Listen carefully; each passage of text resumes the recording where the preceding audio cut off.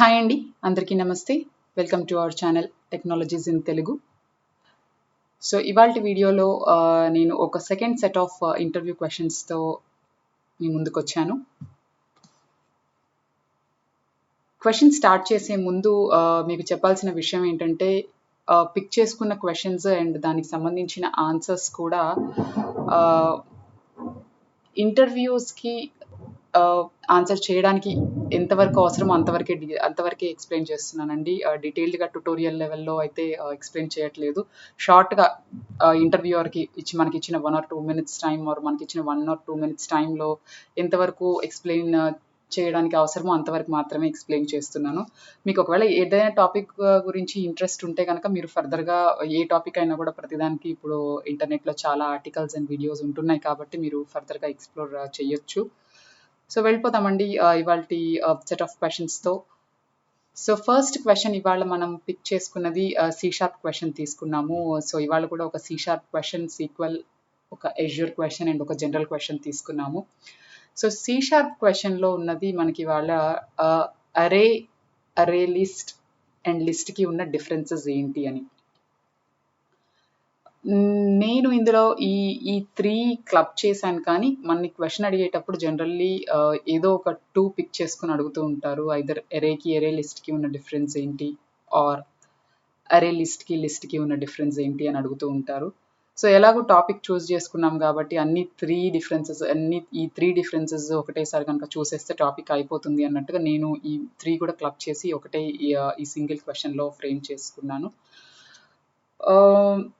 అరే లిస్ట్లో ఫస్ట్ అరే చూస్తే కనుక మెయిన్ డిఫరెన్స్ ఏంటంటే అరేకి ఫిక్స్డ్ లెంత్ ఉంటుంది, అరే లిస్ట్కి వేరియబుల్ అండ్ లిస్ట్కి అనేది కూడా వేరియబుల్. ఓకే, ఒక పని చేద్దామండి. ఫస్ట్ మీరు కనుక ఇక్కడ ఉన్న బాటమ్ ఈ స్నిప్పెట్ చూడగలిగితే అది చూసేసి మనం తర్వాత ఒకసారి డిఫరెన్సెస్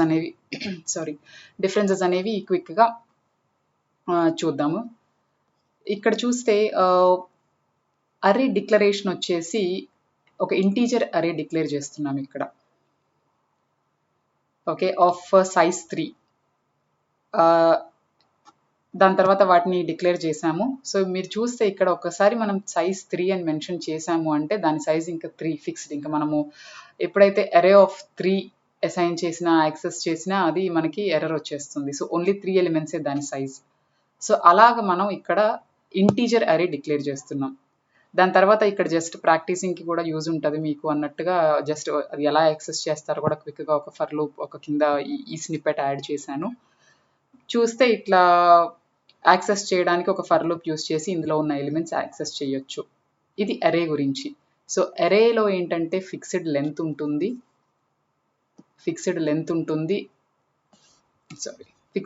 ఉంటుంది అండ్ అలాగే సేమ్ టైప్ ఆఫ్ ఎలిమెంట్స్ని మనం స్టోర్ చేయగలుగుతాం ఇందులో. అంటే ఒక్కసారి ఇంటీజర్ పెడితే ఇంకా ఇంటీజర్ ఎలిమెంట్స్ మాత్రమే స్టోర్ చేయగలుగుతాము. అండ్ ఇది ఉన్నది నేమ్ స్పేస్ వచ్చేసి సిస్టమ్ నేమ్ స్పేస్. సో అరే గురించి ఇది. నెక్స్ట్ మనం అరే లిస్ట్కి కనుక మూవ్ అయితే, ఓకే ఇక్కడ కూడా మనం ఫస్ట్ కోడ్స్ని పెట్టే చూద్దాము. అరే లిస్ట్లో కూడా ఏంటంటే మనం సైజ్ ఏం మెన్షన్ చేయం. ఇక్కడ 3 or 4 అని డిక్లేర్ చేస్తాము. దాని తర్వాత మనకి ఎన్ని ఎలిమెంట్స్ అయినా యాడ్ చేసుకోవచ్చు. సైజ్ అనేది ఇక్కడ వేరియబుల్. ఇక్కడ మనము ఒక ఆబ్జెక్ట్స్గా ట్రీట్ చేస్తుంది. అరే లిస్ట్లో ప్రతిదీ కూడా ఆబ్జెక్ట్గా కన్సిడర్ చేయబడుతుంది. సో ఇక్కడ మీరు చూస్తే కనుక చాలా డిఫరెంట్, ఒకటి స్ట్రింగ్ యాడ్ చేసాము, ఒకటి ఇంటీజర్ యాడ్ చేసాము, ఒకటి ఫ్లోట్ వాల్యూ యాడ్ చేసాము. ఇవన్నీ కూడా అరే లిస్ట్కి ఏంటంటే ఆబ్జెక్ట్గా ట్రీట్ అవుతాయి. ఒకవేళ ఇక్కడ మనం 10 అని యాడ్ చేసిన, integer primitive value type add చేసినా అది ఆబ్జెక్ట్గా కన్వర్ట్ అయిపోయి అంటే రన్ టైం కన్వర్ట్ అయ్యి 10 కూడా అనేది ఇంటీజర్ నుంచి ఒక ఆబ్జెక్ట్గా కన్వర్ట్ అయ్యి స్టోర్ అవుతుంది అరే లిస్ట్లో. సో ప్రతిదీ కూడా అరే లిస్ట్లో ఏంటంటే ఆబ్జెక్ట్. దాని తర్వాత ఇక్కడ చూసింది ఏంటంటే మీరు ఫర్ ఈచ్ లూప్ అంటే ఎలా యాక్సెస్ చేయొచ్చు అనే దానికి just for each loop snippet రాశాను. జనరలీ మనం ఫర్ ఈచే యూజ్ చేస్తాం అరే లిస్ట్కి. ఫర్ కూడా యూజ్ చేయొచ్చా అంటే చెయ్యొచ్చు, కానీ రెగ్యులర్గా అయితే మనం ఫర్ ఈచ్ యూజ్ చేస్తాము. సో ఇది దీనికి వచ్చిన స్నిప్పెట్. మళ్ళీ పైనకి ఒకసారి మళ్ళీ మనం మాట్లాడుకున్న జస్ట్ డిఫరెన్సెస్ కనుక పైన చూస్తే variable length, any data type store చేయొచ్చు. ఎనీ డేటా టైప్ అంటే ఎనీ డేటా టైప్ అండ్ ఆబ్జెక్ట్గా ట్రీట్ అయ్యే ఎనీ డేటా టైప్ యాడ్ చేయొచ్చు. నేమ్ స్పేస్ వచ్చేసి సిస్టమ్ డాట్ కలెక్షన్స్లో ఉంటుంది. ఇది అరే లిస్ట్ గురించి. దాని తర్వాత లిస్ట్కి వస్తే లిస్ట్ కూడా కోడ్ స్నిప్పెట్ చూద్దాము. లిస్ట్ స్నిప్పెట్ కూడా దాదాపు అలానే ఉంటుంది. ఇక్కడ కూడా ఏమి సైజ్ రెస్ట్రిక్షన్స్ ఉండవు. యాడ్ చేయొచ్చు అండ్ యాక్సెస్ చేసే కోడ్ ఇలా ఫర్ ఈచ్ కోడ్ ఉంటుంది. ఇక్కడ ఏంటంటే ఎనీ డేటా టైప్ కాదు, మనం ఈ లిస్ట్ ఏదైతే డేటా టైప్ హోల్డ్ చేయడానికి డిక్లేర్ చేస్తామో మనం అది మాత్రమే యాడ్ చేయగలం. సో ఇక్కడున్న ఎగ్జాంపుల్లో మనం యాడ్ చేసింది ఏంటంటే లిస్ట్ ఆఫ్ ఇంట్, అంటే మనం ఇంటీజర్స్ మాత్రమే యాడ్ చేయగలం. ఇక్కడ ఇంట్ బదులు మనం ఏదైనా ఆబ్జెక్ట్ లేకపోతే క్లాస్ నేమ్ కూడా ఇవ్వచ్చు. సపోజ్ ఏదైనా క్లాస్ ఏ ఉంది, సో లిస్ట్ ఆఫ్ ఏ అని రాస్తే మనం ఆ క్లాస్ ఆబ్జెక్ట్స్ని కూడా యాడ్ చేయొచ్చు ఏదైనా. సో అది డిక్లరేషన్లో మనం ఇక్కడ పైన మీరు చూస్తే టీ అనేది ఉంది కదా, సో అలా టీ మనము ఏదైతే డిక్లేర్ చేస్తామో దానికి సంబంధించినవి ఏవైనా యాడ్ చేయొచ్చు. సో లెంత్ అనేది వేరియబుల్ అండి, అండ్ దీనికి ఇది వచ్చేసి namespace system dot collections dot జెనరిక్స్లో ఉంటుంది, జెనరిక్స్లో ఉంటుంది. సో అది డిఫరెన్స్. సో మేజర్గా నేనైతే at a high level very you know major differences మాత్రమే హైలైట్ చేశాను. ఇంకా చాలా డిఫరెన్సెస్ ఉంటాయి, బట్ మనకి ఇంటర్వ్యూ క్వశ్చన్ ఆన్సర్ చేయడానికి అయితే ఇంతవరకు సరిపోతుంది. అలాగే మీరు కుదిరితే బాగా ప్రాక్టీస్ చేయండి. అంటే అరే లిస్ట్ ఎలా ఒకటి ఐటమ్స్ ఎలా యాడ్ చేయొచ్చు, లేకపోతే వాటిని ఎలా యాక్సెస్ చేయొచ్చు, ఒక ఎలిమెంట్ని ఎలా పిక్ చేయొచ్చు ఆ లిస్ట్లో నుంచి అనేది ప్రాక్టీస్ చేయండి. జస్ట్ హై లెవెల్లో కొన్ని డిఫరెన్సెస్ గుర్తుపెట్టుకొని దాంతోపాటు ఎలా యాక్సెస్ చేయొచ్చు, ఎలా రాయొచ్చు అనేది మాత్రం కంపల్సరీ నేనైతే రికమెండ్ చేస్తానండి. కంపల్సరీ కొద్దిగా అట్లీస్ట్ ఈ మాత్రము కోడ్ స్నిప్పెట్ అయినా ప్రాక్టీస్ చేయండి. ఎందుకంటే ఒకవేళ అడిగిన తర్వాత రాయగలుగుతారా అని అడిగినా కూడా మీరు అంతవరకు రాస్తే ఐ థింక్ ఆన్సర్ కొంతవరకు కరెక్ట్గానే అనిపిస్తుంది. అంటే వాళ్ళు ఇంకా డీప్గా మళ్ళీ క్వశ్చన్స్ మళ్ళీ డీటెయిల్డ్గా డీప్గా వెళ్ళనంత వరకు ఎట్ హై లెవెల్ ఇది సరిపోతుంది దీనికి. సో ప్రాక్టీస్ చేయండి అరేకి, అరే లిస్ట్కి. ఇంకా ఇదే లైన్స్లో మనకి ఇంకా హ్యాష్ టేబుల్, డిక్షనరీ అలాంటి క్వశ్చన్స్ కూడా ఉంటాయి. సో అది మీరు ఆ క్వశ్చన్ ఎలా ప్రిపేర్ అవ్వచ్చు అంటే కలెక్షన్స్కి జెనరిక్స్కి ఉన్న డిఫరెన్స్ ఏంటి. సో కావాలంటే మనం ఫ్యూచర్లో ఇంకొకటి అలాంటి క్వశ్చన్ తీసుకొని ఇంకా దానిలో వచ్చే పాసిబుల్ క్వశ్చన్స్ ఏంటో చూద్దాము. కావాలంటే కలెక్షన్స్ వర్సెస్ జెనరిక్స్ అనే టాపిక్కి. దీనికైతే ఇదండి అట్ హై లెవెల్ మీకు లిస్ట్ అవుట్ చేశాను. ఇంకా ఇంట్రెస్ట్ ఉంటే మీరు డీటెయిల్డ్గా ఎక్స్ప్లోర్ చేయండి.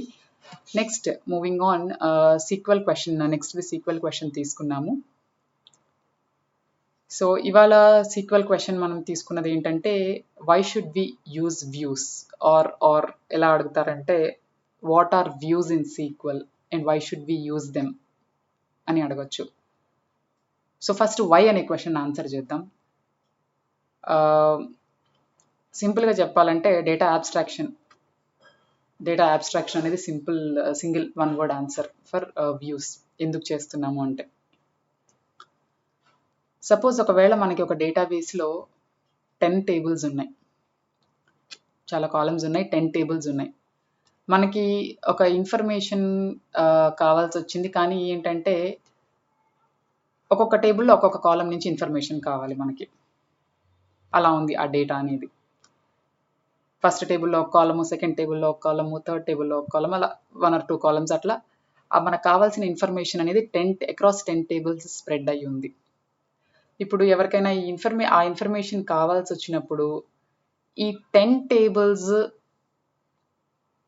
యాక్సెస్ ఇవ్వాల్సిన అవసరం లేదు. So 2 reasons. ఒకటి సెక్యూరిటీ కోసం కానీ, సెక్యూరిటీ పరంగా కానీ 10 టేబుల్స్ యాక్సెస్ ఇవ్వాల్సిన పని లేదు. At the same time unnecessary also. 10 tables ఇచ్చేసి సిచ్యువేషన్ అంటే ఆ సినారియోని కాంప్లికేట్ చేయాల్సిన అవసరం కూడా లేదు. సో ఎలా అయినా కూడా ఇలాంటి సిచ్యువేషన్లో మనకు ఒక వ్యూ అనేది బాగా హెల్ప్ అవుతుంది.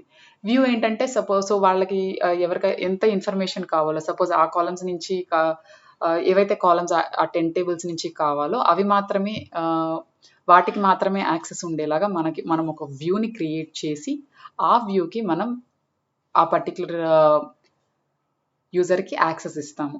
సో ఇక్కడ నేను అదే మెన్షన్ చేశాను. First data abstraction and reporting అని ఎందుకు అంటున్నానంటే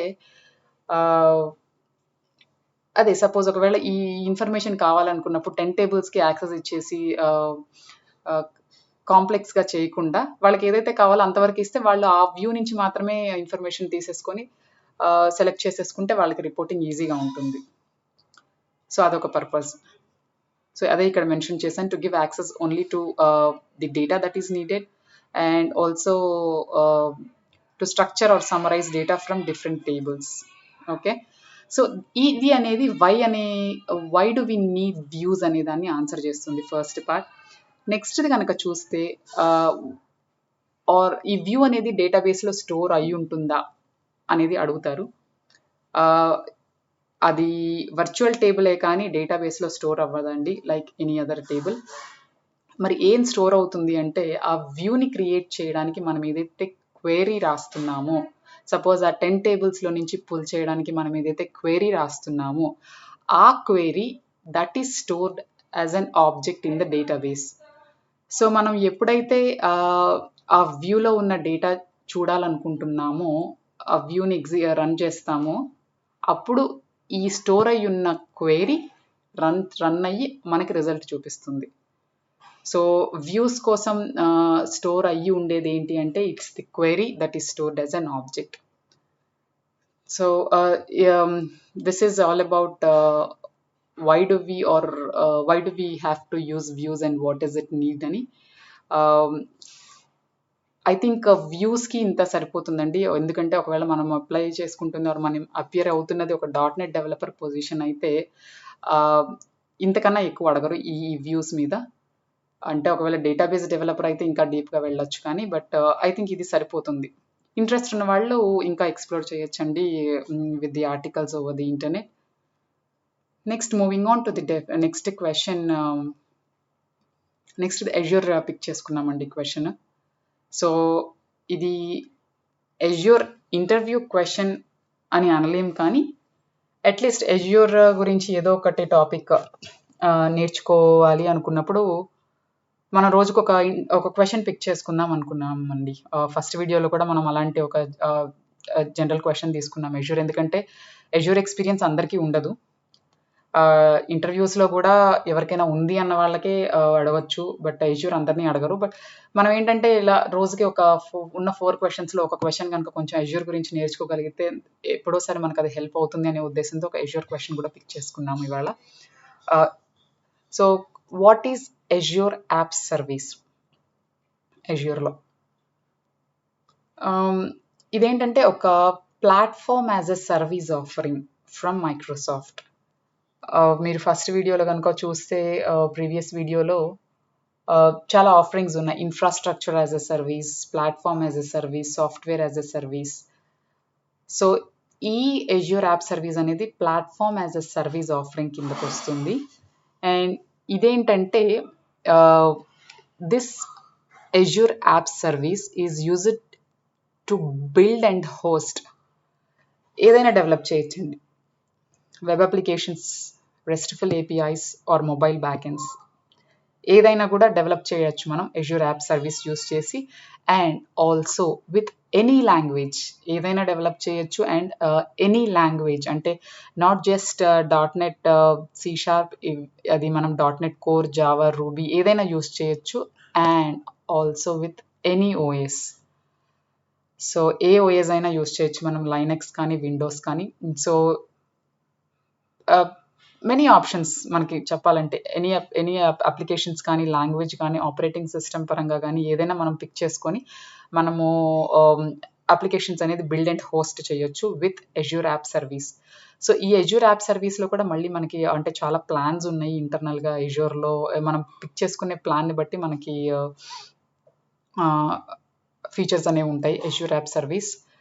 so Azure app service explore చేయాలనుకునే వాళ్ళకి కూడా చూడండి, అజ్యూర్ యాప్ సర్వీస్తో ఒక వెబ్ అప్లికేషన్ ఎలా క్రియేట్ చేయొచ్చు, ఎలా చేయొచ్చు అనేవి కూడా చాలా స్టెప్స్ ఉన్నాయి. ఒకవేళ ఎప్పుడైనా టైం ఉంటే నేను మీకు అలా అది వేరే ఒక సెపరేట్ వీడియోలో చూపిస్తాను, అజ్యూర్ యాప్ సర్వీస్ యూస్ చేసి ఎలా అప్లికేషన్ డెవలప్ చేయొచ్చు అనేది. సో మనం అప్పుడు పిక్ చేసుకునేది జనరలీ .NET అండ్ విండోస్తోనే చూపిస్తాను మీకు నేను. నెక్స్ట్ 4th క్వశ్చన్ అనేది ఒక జనరల్ క్వశ్చన్ తీసుకుంటున్నానండి. పర్టికులర్గా ఒక సి షార్ప్ సీక్వెల్ అని కాదు, ఒక general question. So website and web application difference ఏంటి అనేది, అంటే మేబీ ఈ క్వశ్చన్ అడగకపోవచ్చు, బట్ తెలిసి ఉండడం మంచిది. చాలా మందికి తెలిసే ఉంటుంది డెవలపర్స్కి. బట్ ఒక్కొక్కసారి ఏంటంటే బాగా అడ్వాన్స్డ్ టాపిక్స్లోకి వెళ్ళిపోయినప్పుడు సమ్టైమ్స్ బేసిక్ క్వశ్చన్స్ కొన్ని మిస్ అయిపోతూ ఉంటాం. సో ఇప్పుడు కవర్ చేయాలనుకుంటే వెబ్సైట్కి వెబ్ అప్లికేషన్కి ఉన్న డిఫరెన్స్ ఏంటంటే, కోర్స్ ఇక్కడ నేను 2-3 పాయింట్స్ అట్లా రాసాను, కానీ మెయిన్ డిఫరెన్స్ అయితే వెబ్సైట్లో వచ్చేసి స్టాటిక్ కంటెంట్ ఉంటుంది అండ్ ఇన్ఫర్మేషనల్ పర్పస్ మాత్రమే. వెబ్ అప్లికేషన్లో డైనమిక్ కంటెంట్ ఉంటుంది అండ్ యూజర్ ఇంటరాక్షన్ కూడా ఉంటుంది వెబ్ అప్లికేషన్లో. ఒకవేళ ఎక్స్ప్లెయిన్ చేయాలంటే, ఇప్పుడు సపోజ్ వెబ్సైట్ అంటే ఏంటంటే, ఇప్పుడు మీరు చూసారు ఇన్ఫర్మేషనల్ పర్పస్ అంటే ఏదైనా ట్యుటోరియల్స్ కానీ లేకపోతే ఏదైనా బ్లాగ్స్ చూడండి. జస్ట్ అంటే ఒక వెబ్సైట్ క్రియేట్ అయ్యి ఉంటుంది, కంటెంట్ ఉంటుంది, అక్కడ ఏమి ఒక యూజర్ ఇంటరాక్షన్. లైక్ ఇప్పుడు ఏదైనా వెబ్ అప్లికేషన్ అనుకోండి, మీరు ఒక ఫామ్ ఫిల్ చేస్తారు, ఒక సబ్మిట్ చేస్తారు, అలాంటి యూజర్ ఇంటరాక్షన్ ఏమి ఉండదు.